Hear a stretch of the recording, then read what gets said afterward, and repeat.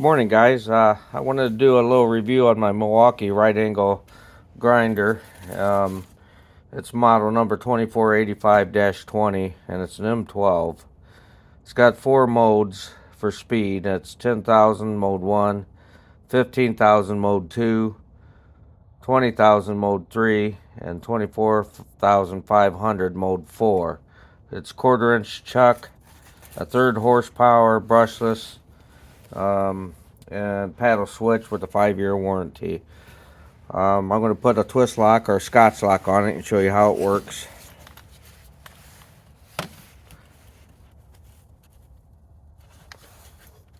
I'm on mode 4 right now, as you can see.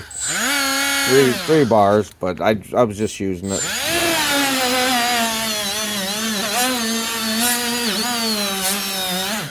Yeah, works pretty good.